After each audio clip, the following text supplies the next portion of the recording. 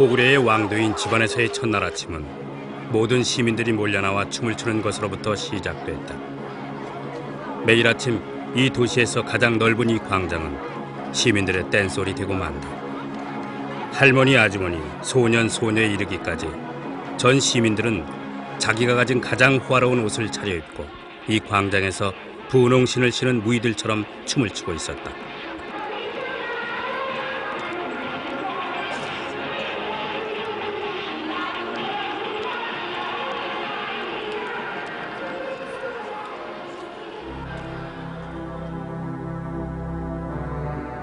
미친 듯이 춤을 추고 있는 광장 옆에 국내성이 자리 잡고 있었다. 초라한 노인이 쓰레기를 줍고 있는 평지성인 국내성은 그 둘레가 2,700여 미터에 이르는데 이 성의 규모로 보아 고구려의 왕궁과 관청이 있던 도성으로 추측된다. 그러나 이처럼 소중한 성곽은 아파트 단지들로 인해 황폐화되고 있었다. 옛 유행가의 가사처럼 나는 그 무엇을 찾으러 국내성의 황성 예터를 헤매며 찾아온 것일까?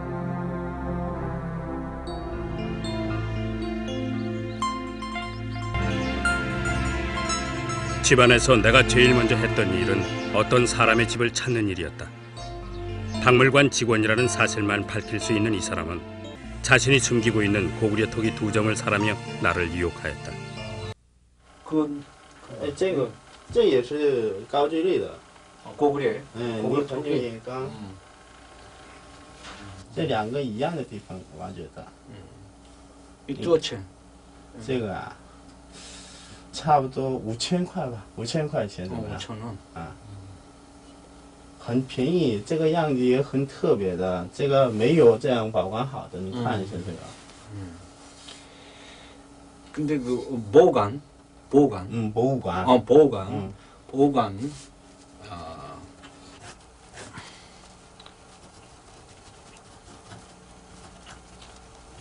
아, 원양. 이게 요没有?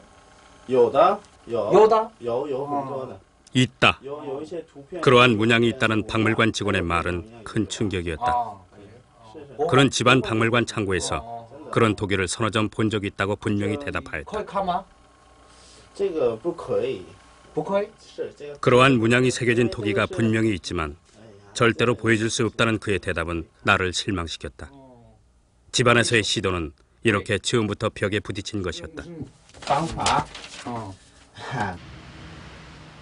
여기서 잠깐 1년 전에 한 여름으로 돌아가 보기로 하자. 고구려 토기에 새겨진 수수께끼의 문양을 연속적으로 추적하던 나는 우리나라의 대표적 유물들이 밀집되어 있는 중앙박물관을 뒤져보기로 결심하였다.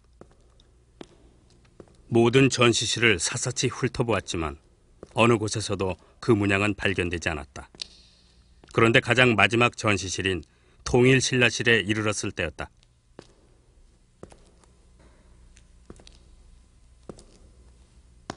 경주 안압지에서 출토된 유물들만 모아놓은 진열장을 무심코 들여다보던 나는 순간 그 자리에서 얼어붙은 듯 멈춰섰다.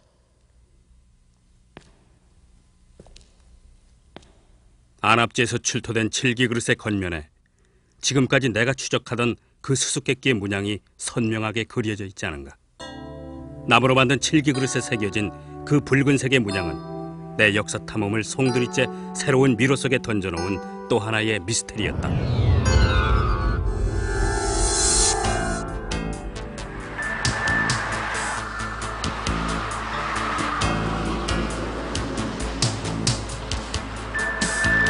중앙박물관에서 뜻밖의 문양을 발견한 나는 즉시 경주로 출발하였다. 나는 경주로 가는 차 속에서 강한 의문에 사로잡히게 됐다. 지금까지 내가 발견했던 수수께끼의 문양이 새겨진 토기는 이성산성과 구이동 그리고 나팔리 항아리와 같이 모두 고구려 토기들이었다. 그래서 나는 이 문양을 고구려의 문양으로만 알고 있었는데 뜻밖에도 통일신라 시대의 안압지 유물에서 그 문양이 돌발적으로 나온 것이다. 그렇다면 그 이유는 무엇인가?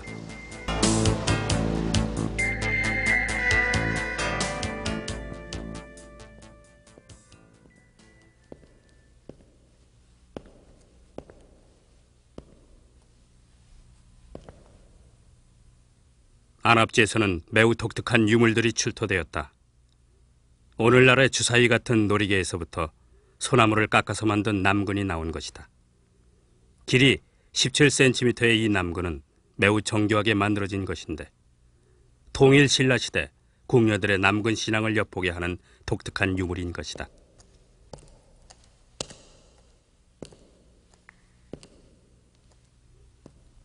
안압지에서 출토된 유물들만 전시해놓은 특별 전시실에서 나는 마침내 문양이 새겨진 토기들을 발견할 수가 있었다.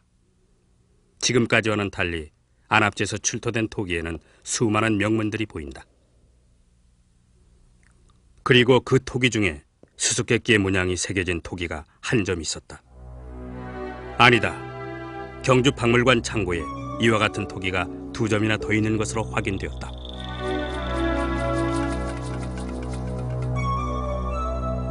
안압지에서 출토된 토기에는 하늘천 목숨 명자와 같은 문자를 먹으로 쓴 묵서 토기들이 많이 나오는 것이 특징이다. 지금까지의 고구려 토기가 주로 5세기 대의 토기라면 안압지의 유물들은 7세기 이후의 것이다. 200년 이상 차이가 가져온 세련되고 발전된 문화가 이렇게 문양을 다양하게 만든 것일까?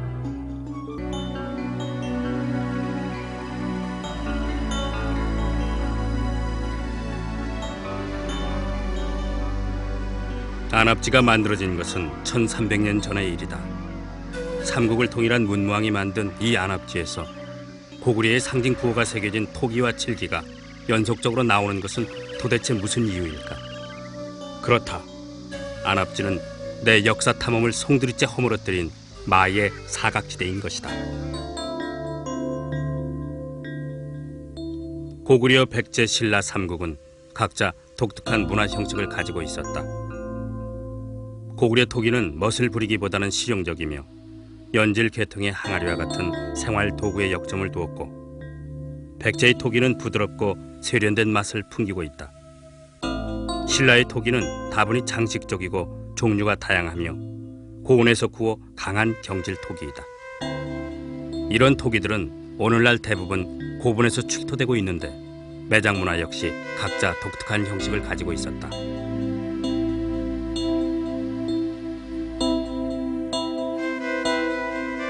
고구려는 적석총으로 돌을 쌓아서 무덤을 만들었으며, 백제는 초기에는 고구려의 영향을 받아 적석총을 만들었으나 후대에는 석실본으로 바뀌었다.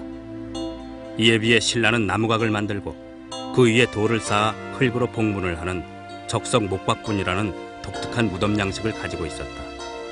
이처럼 삼국은 상호 영향을 받으면서도 각자 독창적인 문화를 발전시켰던 것이다.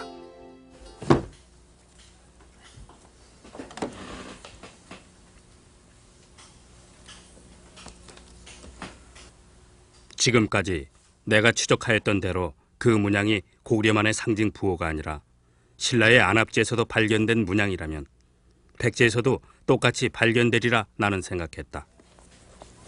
그래서 나는 익산의 미륵사지를 비롯하여 오늘날의 충청도와 전라도에 이르는 백제권을 모두 뒤져보기 시작하였다. 그러나 이상하게도 백제권에서는 그 문양이 나타나지 않았다. 그런데 나는 그 작업에서 전혀 뜻밖의 수확을 얻게 되었다. 놀랍게도 백제가 아니라 가야 지방에서 그 수수께끼의 문양이 나오고 있다는 사실을 알게 된 것이다. 나는 그 즉시 부산으로 출발하였다.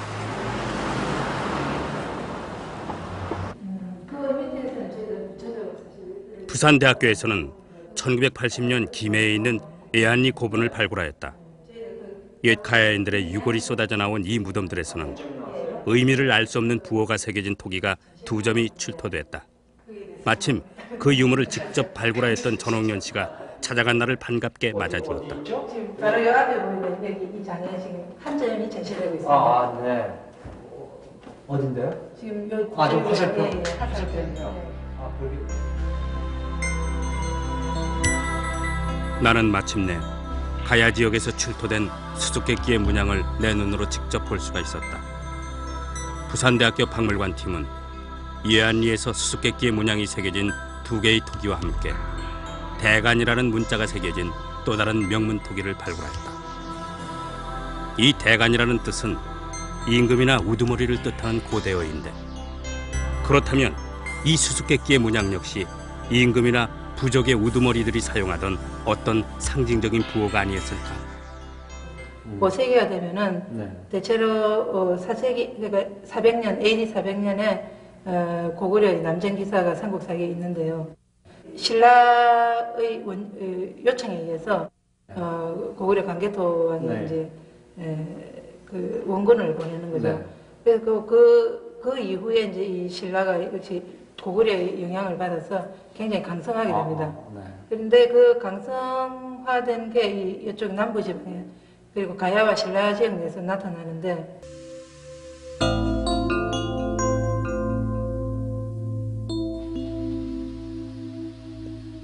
가야의 옛 문화는 독특하다. 가장 큰 특성은 풍부한 철을 바탕으로 한 철문화인데 남다른 제철 기술을 가진 가야에서는 마고를 비롯하여 갑옷과 같은 무구들을 대량 생산하였다. 이 가야 지역에서 전홍련치를 통해 나는 전혀 예상 밖의 인물과 만나게 된다. 바로 광개토 대왕이었다.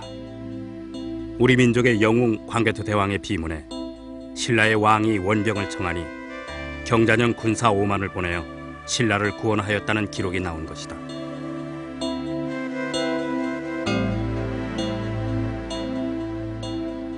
가야 지방에서 수수께끼의 문양이 나오는 것은 김의 이안리뿐이 아니다. 동아대학교에서 발굴하였던 양산 하북정에서도 그 문양이 나왔던 것이다. 고구려의 군사들이 신라를 침입한 왜군들을 무찌르는 동안 이 가야 지방에까지 고구려의 문화를 전파시켰던 것일까? 지금까지 제가 그 추적해왔던 수수께끼의 문양이 신라의 안압지에서도 나오고 그 다음에 그 우리나라의 남해안 지방인 옛 가야 지방에서 나온다는 사실에 대해서 저는 굉장히 놀랐습니다. 사실 저는 맨 처음에 그 문양을 발굴할 때만 해도 처음에는 어떤 그 장소에 국한돼서 나오리라고 생각했는데 이렇게 우리나라의 전역에서 엄청나게 출토되고 있는가 거기에 대해서 굉장히 충격을 받았거든요. 그래서 제가 어떤 생각을 했었습니다. 혹시 이것이 우리나라뿐 아니라 바다 건너 일본에서도 그 수수께끼 문양이 나오고 있는 것은 아닐까. 근데 처음에는 물론 하나의 제가 어떤 그 그냥 이렇게 의문을 가져본 거였어요. 그래서 그냥 하여튼 그냥 무심코 닥치는 대로 그 일본에서 나온 그 학술 보고서를 뒤져봤는데 정말 그 놀랍게도 어느 그 학술 보고서를 보다가 그 깜짝 아주 정말 엄청난 충격을 받았습니다. 바로 제가 지금까지 그 찾아 헤매던 그 수수께끼 문양이 그 토기에 아주 선명하게 새겨져 있는 거였어요. 그 처음에는 저는 이게 제가 잘못 본 건가 그렇게 생각했었습니다.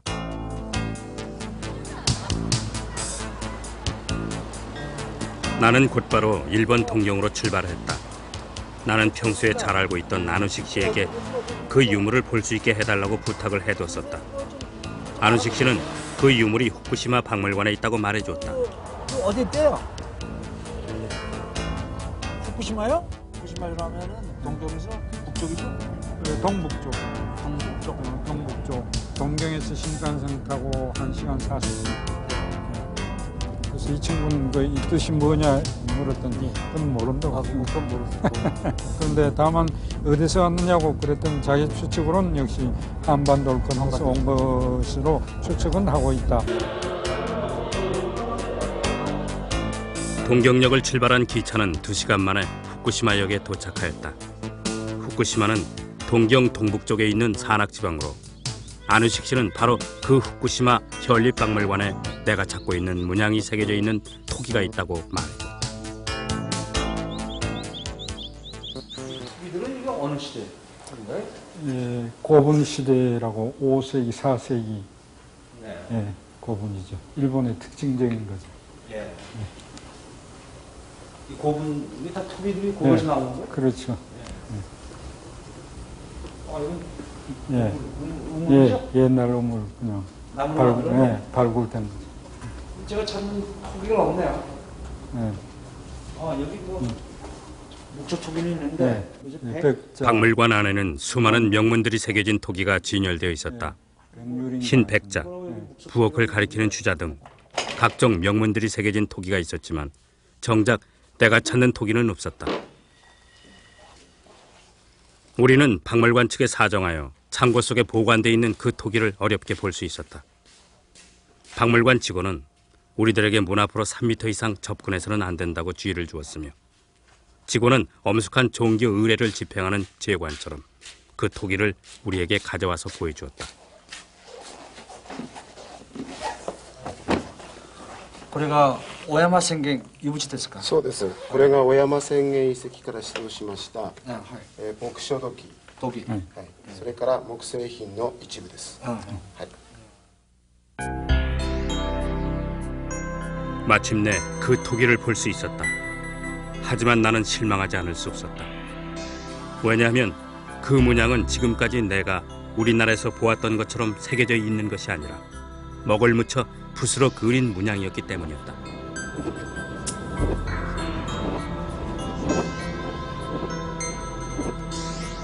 나는 안우식 씨와 함께 보고서를 쓴 학자 기모토 겐지 씨를 찾아가기로 방향을 바꿨다. 기모토 씨는 후쿠시마 현청 문학과에 근무하고 있었는데 그는 일본에서 결코 상상하지 못했던 비밀의 문을 열어준 바로 그 사람이었다.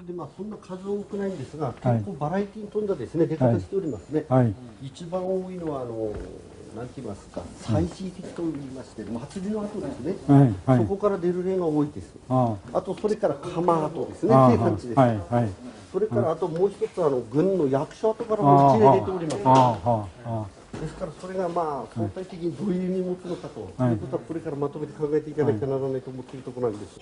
あ。屋敷っていうとここから。これは会津若松です。 아若松ね。 はい。 일본에서 이걸 발견할 수 있다는 건 정말 놀라운 일인데. 정말 놀라운 これ 일. でですね、 우리나라에서도 이게 저 뚜껑 이게 밑부분에 있는 게 있거든요. これが上吉田だっけか。そうです。あと2点は上吉田です。 이건 어디서 나온 겁니까? これですね。 여기서 2시간. これは会津の上吉田という遺跡です。 이렇게 문양으로 그려 이렇게 이미 이런 건 우리는 많은데 이렇게 그림으로 그려진 건 이건 처음이에요. 먹서 묵으로. 네, これも 묵으로. 上吉田。はい。これも上吉田です。 아, 이것도 묵이네요. 네, 묵이. 묵. 出方がですね非常に特徴的で、土器がですね2000点近く出てるんですよ。大山宣言もですね、同じように河原の近くの湿地にですねこういうふうに投げ込んだような状態で大量に牧書が出ますので、 이것도 무기로. しかもここは例の馬の首が出ます。 말 모가지 예, 예. 나온대요. それからこういうものが出ております。 이거 우리나라의 이선상상하고 굉장히 비슷하네. これは違うな。あ、これだ。これですね。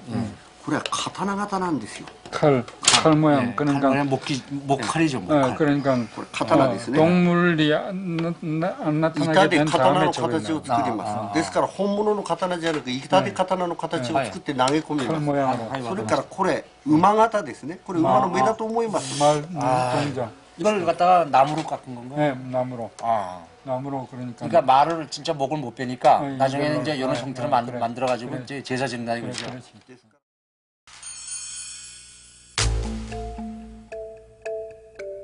내 역사의 추적은 1년 전 이성산성에서 발굴된 목이 부러진 토마에서부터 시작됐다. 그리고 그 토마가 나온 곳에서 함께 출토된 고구려 토기에 새겨진 낙서와 같은 문양에서부터 신라와 가해를 거쳐 바다를 건너 일본에까지 오게 된 것이다. 그런데 놀랍게도 후쿠시마에서도 똑같이 목이 부러진 목마와 수수께끼의 문양이 새겨진 토기가 함께 나오는 것이 아닌가.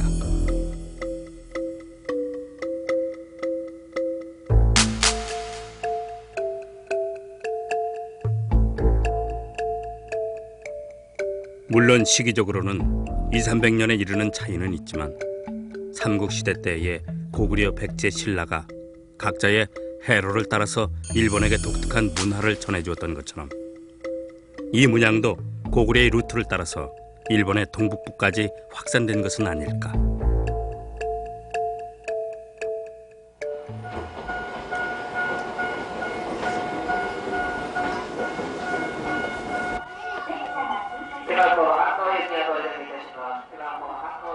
동경에서 세이브 철도를 타고 교회에 이르면 고려역이라는 조그만 역이 나온다.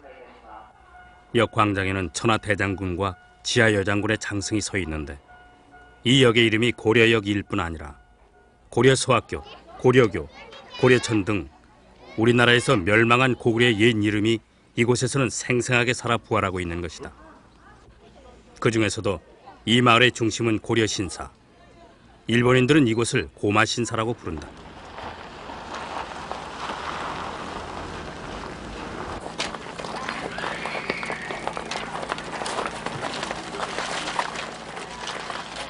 바로 이곳은 고구려인들이 집단으로 바다를 건너와 개척한 곳이기 때문에 고려 신사에서 모시는 신은 고구려의 마지막 왕자이다.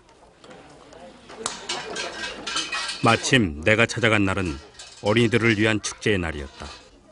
아빠 엄마의 손을 잡고 떼를 지어 몰려와 종을 울리며 기원하는 이 일본의 아이들이 그들이 소원을 비는 신이 1300년 전 바다를 건너온 고구려의 왕자였다는 사실을 언제쯤 알게 될까? 우리가 막연히 알고 있듯이 백제만이 일본을 개척한 것은 아니었다. 고구려 역시 바다를 건너와 일본의 동북부를 개척하였으며 바로 그곳에서 나의 수수께끼의 문양이 계속 출토되고 있는 것이다.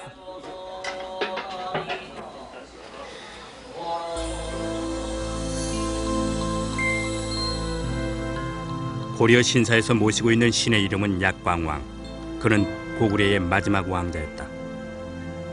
약광왕의 가계도는 오늘날까지 이어지고 있으며 일본의 3대 족보 중의 하나로 알려져 있다. 고구려 왕가의 가계는 아직도 사라지지 않고 그 명맥을 잇고 있는 것이다.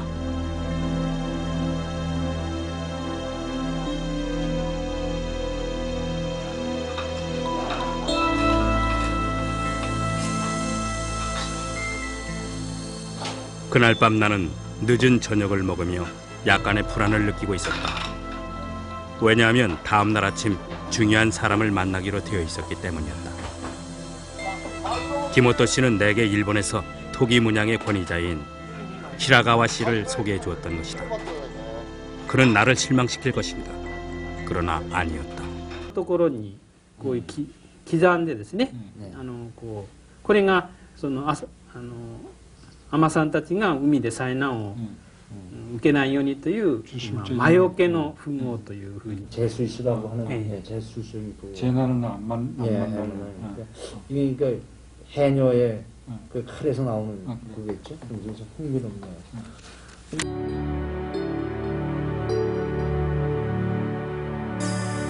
히라가와 씨는 내게 엄청난 사실을 전해주었다.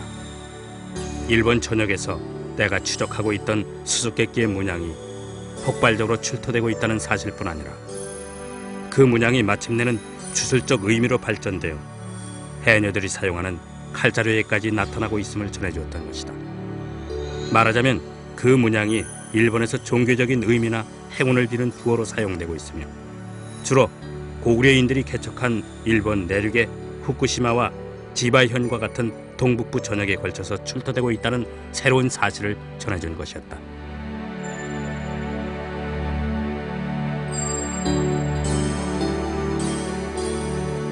동경 근처의 지바현에서는 유독 수수께끼 문양이 많이 나왔다. 특히 이곳에서 나의 관심을 끈 것은 수수께끼의 문양과 함께 출토된 별 모양이었다. 별과 그 의미를 알 수 없는 수수께끼의 부호. 이 두 문양의 차이는 무엇일까?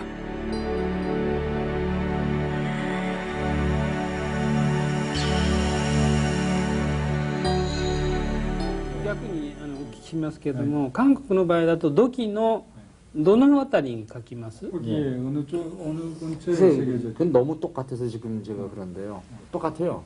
얘기만 하자면 지금 톡이하고 똑같아 여기 옆에 하고. あ、ないんです。 옆에 하고.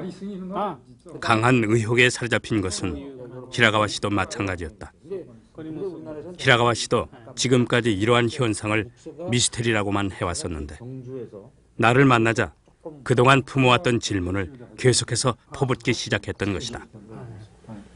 それでこういう書いているこの土器を使っている人たちは半島で言えばどういうクラスの人たちですか？ 저 토기를 쓴 사람들이 어느 계층에 속합니까? 그 계층이라고 좀 뭐 굳이 얘기할 수 없는데 주로 고구려와 연관 있는 토기에서 나왔어요. 그래서 혹시 이런 그 문양이 어디서부터 전래됐다고 생각하지는 않습니까? 井戸の命の文様というのはどこから伝わったかとご判断ですか。いやまだよくわかりませんね、はい、ですから例えばその日本の場合でもこのマークが一体どのくらいまで古くですね、なるかということがまず一つわからないとダメですね。これはおそらく我々の考えではやはりその大陸から渡来した人たちが最初にそういう技術もその土器を作る技術、瓦を作る技術も持ってきたけれども、そういう人たちがこの見よう見まねっていうんでしょうか、で字を伝えてるし書いてる、実際書いてるわけです。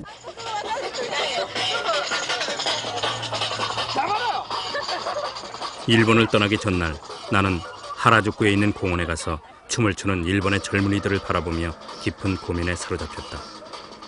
그 수수께끼의 문양이 일본 전역에서 출토되고 있으며 도레인들이 토기를 굽는 기술과 함께 전해주었을 것이라는 사실까지는 확인하였다. 그러나 그 문양이 무엇을 의미하는가는 밝혀내지 못했다. 그렇다면 나는 일본에서 출토된 별 문양처럼 밤하늘의 별을 꿈꾸는 한낱 몽상가인가? 아니면 밤하늘의 별을 보고 점을 치는 한낱 점성가인가?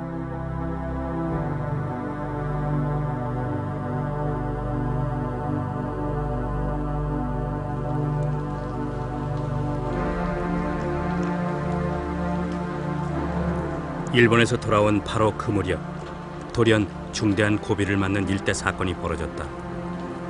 수수께끼의 비밀을 추적하는 대역사 탐험의 결정적인 전환점이 찾아왔으며 그 계기를 만들어준 사람은 바로 심광주 씨였다.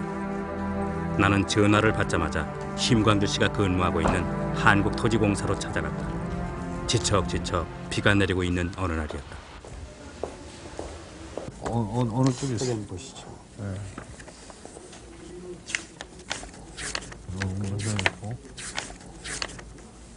아 여기 있구나. 돌. 예, 두 개 하나 가고. 네. 아 접출도 하셨구나. 이래본 적이 없는데. 야 이게 4개가 나왔네. 예. 아니 이렇게 나온 적이 없는데 지금까지는. 이건 뭐 뚜껑에도 있고 밑바닥에도 있네. 융당 폭격이네. 예, 글쎄 말이에요. 이건 정말 이해하네요. 도대체 왜 이렇게 그 하나 유적에서 이렇게 많은 이렇게 부호가 나오는지 네. 굉장히 의문을 가지게 됐습니다. 예. 근데 여기가 어디죠? 여기 그 저기 충주 지역입니다. 충주 지역이라면은 도대체 거기 어떤 역사적 배경이 있을 거 아니에요. 충주라는 게 우리나라의 아주 정 가운데라고 보통 돼 있죠. 네, 그렇죠. 그렇죠. 예. 저희 고구려에서는 국원성이라고 그랬잖아요. 심광주 씨의 표현대로 지금까지는 전혀 볼 수 없었던 수수께끼의 부호에 대폭발이 일어난 노암리가 있는 곳은 오늘날 충청북도 충주.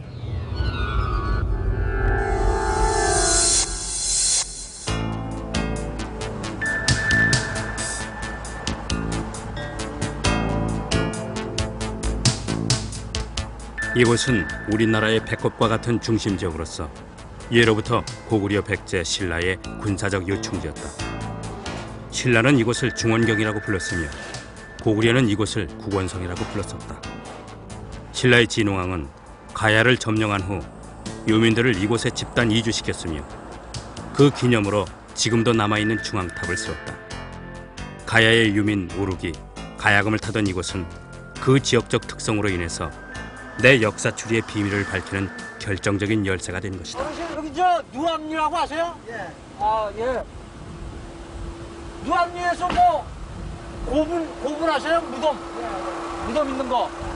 그 어느 쪽이에요? 좀 알려 주세요.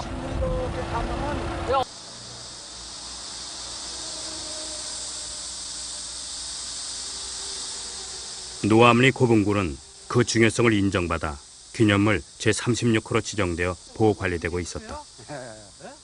언젠가는 학술 조사를 해야 한다는 오래전부터의 숙제가 현실화된 것은 1991년 8월 충북대학교 박물관 팀에 의해서 본격적인 발굴 조사가 시작된 이후부터였다. 예. 그럼 여기서 뭐 옛날에도 어렸을 때 톡이 많이 나온 거 볼 수 있겠네요. 이제 우리네는 저 밭가리에다가 밭에서 이제 깨진 돌이 이제 그런 거는 이게 그냥 밭에 내가 꽂지고 튀김 혹시 보신 적 있어요? 우물정자 식으로 이렇게 생겨요. 우물정자 식. 근데 좀 본 적 있어요? 깨진 데서 그걸 봤어요. 깨진 데? 깨진 조각에서. 이 밭갈이 하다가 이제 나온 거. 밭갈이 하던 중에서? 네, 밭갈이 하다가. 그러면 어르신 이런 저 무늬 말고 저 딴 무늬는 못 보셨어요? 딴 무늬는 생각이 안 나는데. 노인의 말을 들은 나는 장마비가 내린 뒤에 콩밭 쪽으로 내려가 봤다. 나는 빗물이 흘러내리던 배수구 쪽에서 우연히 토기편 하나가 고개를 내밀고 있는 것을 발견했다. 무심코 그 토기를 주워 보았는데 그것은 깨어지지 않은 토기 뚜껑이었다. 나는 계속 손으로 파헤쳐 봤다. 그러자 사방 1m 정도의 구덩이에서는 엄청난 토기의 파편이 출토되기 시작하였다.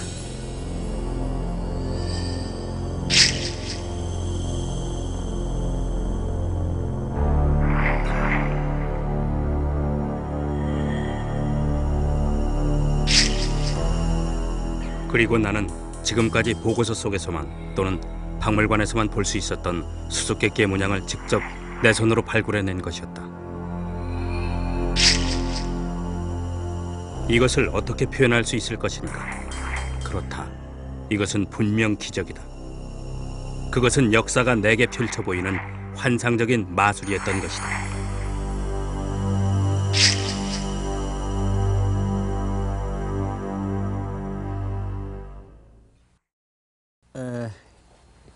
이게 여러분들은 제가 박물관에서 빌려온 거라고 생각하는데 그게 아닙니다. 이게 바로 그 누암리에서 콩밭에서 비가 온 뒤에 발견했던 그 무덤 속에 있었던 토기편들입니다. 처음에 발굴할 때는 부서지고 갈라지고 조그맣던 토기편들인데 이렇게 복원해가지고 하나의 지금 생활에도 쓸 수 있을 것만큼 완성된 하나의 그 접시가 됐습니다. 이걸 고배라고 그러는데요.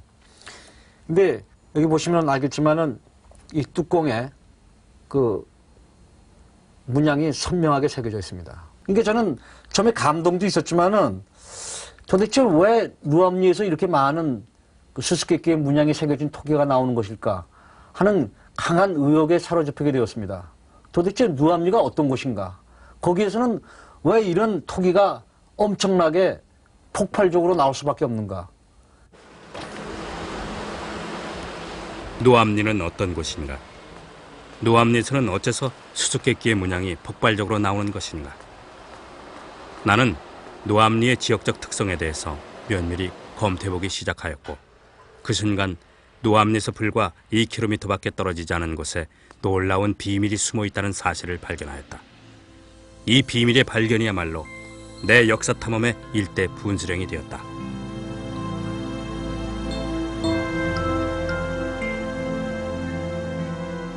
내 역사 탐험의 일대 분수령을 이룬 비밀.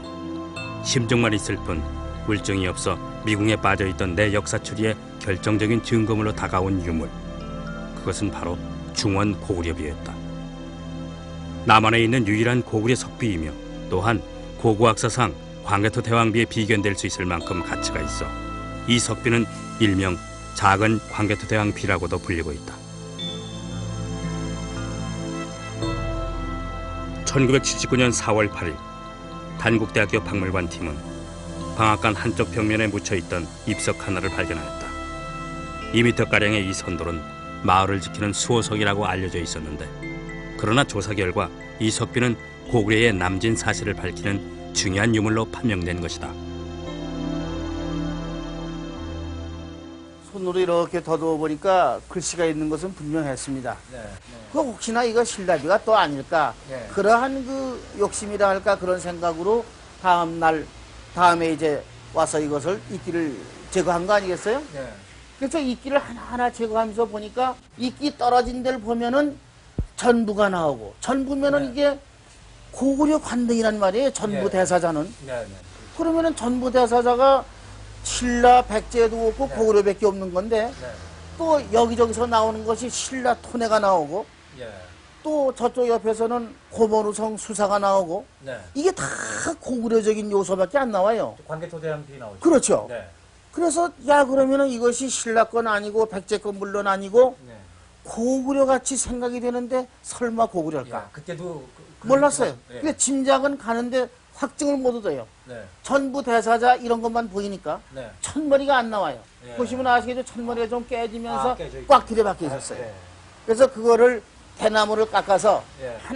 하나 글자를 갖다 이제 풀리기를 휘비는데 그거 이제 워낙 이제 뜨거운 물로 이렇게 적셨기 때문에 뭐 몇 시간 동안 불었어요. 꽤 불어서 손톱을 가지고 이렇게 다 끄집어내는데 잘 이끼가 떨어지는데 높을 고자가 나와요. 그 다음에 밑에 고을려자, 고려, 대왕이 나오길래 고려는 고구려 틀림없구나. 그냥 붙잡고 막 울었죠.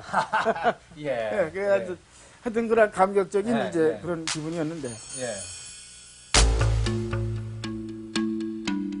조사단장이었던 정영호 교수는 15년이 지난 지금에도 뜨거운 눈물을 흘리고 있었다.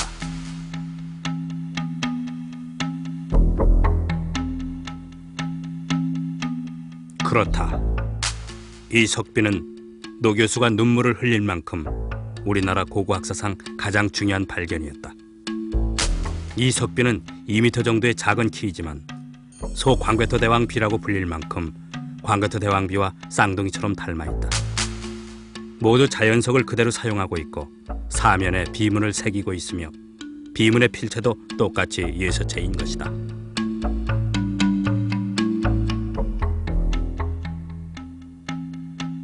석비에는 신라의 왕을 매금, 즉 잠자리라고 낮춰 부르고 있으며 고구려의 대왕이 신라의 왕에게 선물을 하사했다는 중요한 기록이 새겨져 있다. 만약 고구려 왕이 신라의 왕에게 내렸다는 그 선물이 오늘날까지 남아있다면 신라 지역에서 고구려의 수수께끼의 문양이 나타나는 이유가 밝혀지지 않을까? 내 역사 추리는 갑자기 급속도의 진전을 보이기 시작하였다.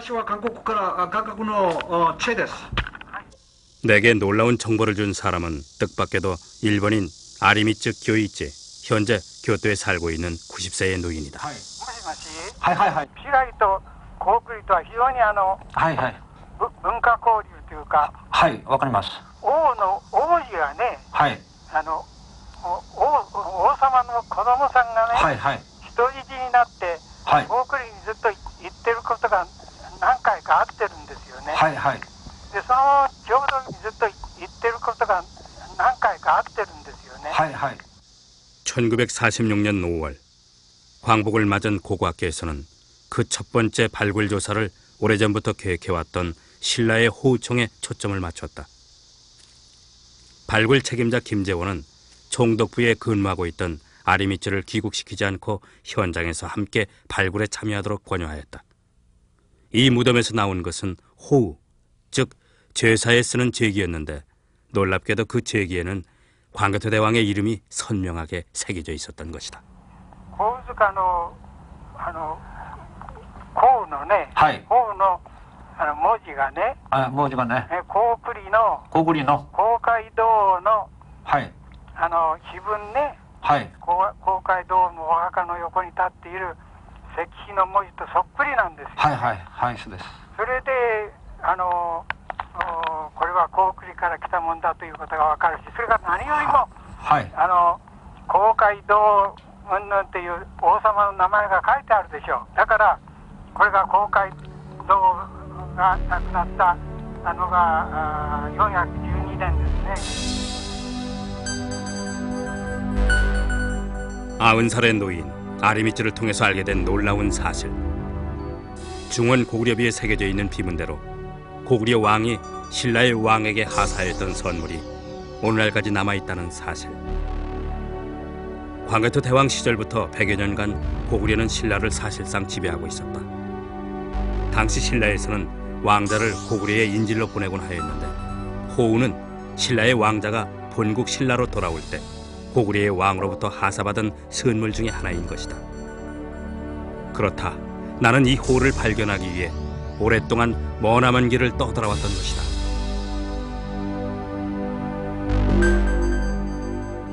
청동호우. 광개토 대왕의 제사를 지내던 제기. 그렇다. 이 호우에는 고구려의 지문이 묻어있는 것이다. 이 청동호우의 밑바닥에는 1500년 전 천하를 호령하던 광개토 대왕의 이름이 그대로 새겨져 있는 것이다.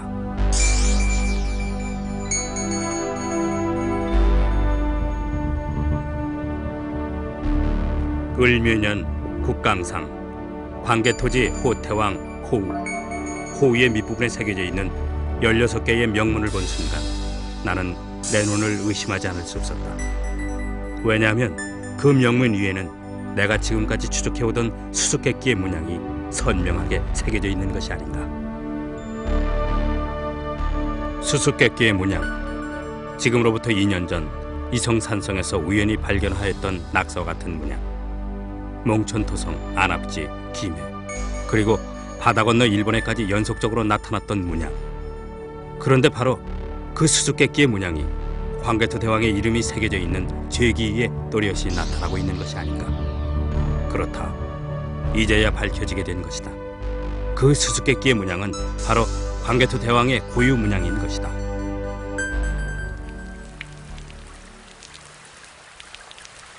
나는 이렇게 하여 우리 민족이 낳은 가장 위대했던 왕 광개토 대왕의 석비를 보기 위해서 이곳까지 숨어 들어온 것이다.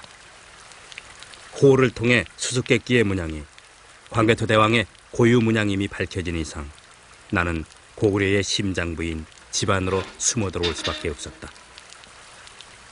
녹슨 빗장을 열고 들어간 광개토 대왕의 석비 위로는 옛 고구려인들의 혈관 속을 흐르는 뜨거운 피와 같은 빗물이 쏟아지고 있었다. 그렇다. 이제부터가 새로운 시작이다. 이제부터가 새로운 출발인 것이다.